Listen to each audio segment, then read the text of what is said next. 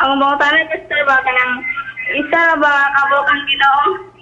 Aw, kung aton tanawon ang balaan nga kasulatan igsoon, one Lord, one faith, one baptism.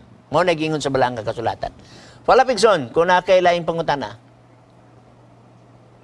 Wala na. Salamat kay Pastor. Usara ang Ginoo, ha? Pero kining Dios nga isa napadayag sa tulo ka mga persona. For example, mudagan lugata sa Deuteronomio kapitulo 6 bersikulo 4 ay nabanih ni nakasulat sa balaang nga kasulatan. Okay, 6:4 no atong dungagan sa pagpasabot aron mahibaw ano sab sa audience. Magpatilingog ka o Israel, si Jehova nga atong Dios mo'y usa lamang ka Jehova. So kanang word nga usa igsuon. Imong tan-aw dinhi sa balaang nga kasulatan, nagpasabot na siya og ikad. O kanang word nga ikad igsuon nga gitranslate og one, the same word ang gigamit dito sa Genesis kapitulo 2 bersikulo 24 nga ang lalaki mobiya sa iyang ginikanan og muipon sa babae og sila mahimong usa. Kanang word nga usa gikan sa Hebrew word nga ikad. Now, babae plus lalaki naminyo nahimo silang isa. Pero bungkaga, duha gid sila, babae ug lalaki. So ang word nga ikad gigamit sa Deuteronomy 6:4. Usa ang Dios pero bungkaga, nay amahan, nay anak, og nay Holy Spirit. So plural sila. Mismo pa gani kung imong tan-aw ng Genesis kapitulo 1, bersikulo 26, ang gipahayag sa balaang kasulatan dinhi nagingon. O mingon ng Dios, buhaton nato ang tao sumala sa atong dagway, plural. Ang Dios mingon, buhaton nato. Kanang word nga nato, dili na singular. Plural na.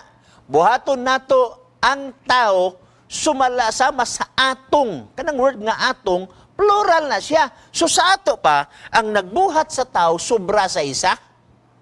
O di naman nato malalis nga man nagbuhat usab niya na. Di sa nato malalis nga si Christ nagbuhat usab niya na. Sa Juan 1:1 ngadto sa 3. Laktod sa 14. Sa sinugdan, mauna ang pulong kauban sa Dios, og Diyos ang pulong. Og ang tanang mga butan na buhat pinaagi kaniya, og ang pulong na himong tao. Nga mo rin Jesus Christ. Okay? Nga gisgutan sa Job Kapitulo 33, nga ang Holy Spirit usab nagbuhat sa tao. So imo makita igsoon nga tulo sila. So usa ka Dios sa tulo ka persona. Ang anak, Dios, Roma 9:5, Tito 2:13. Ang amahan Dios, Galacia 1.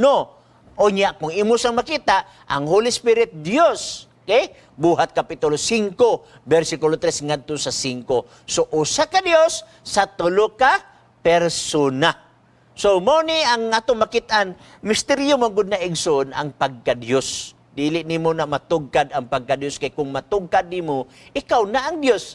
Mo bitaw gitawag sa mga German nga mga theologian nga Deus absconditus, Deus revelatus, Deus nga natago, Deus nga dadayag. Napagingon diha nga finitum non possit capere infinitum, finite mind cannot comprehend the infinite mind. Dili gid mo na siya matugkad. Ang ato lang, kung unsay nakasulat sa balaang kasulatan, mauna ang ato nga duwaton. Dili ta magbuot kung unsay nakasulat sa balaang nga kasulatan. Bada na salamat, dapat kay live follow-up, Ikson. Murag nawala naman natong Ikson. Wala na. Wala na. Daghang salamat sa imong pagpanawag sa Kira Imbili, Cagayan de Oro. Okay?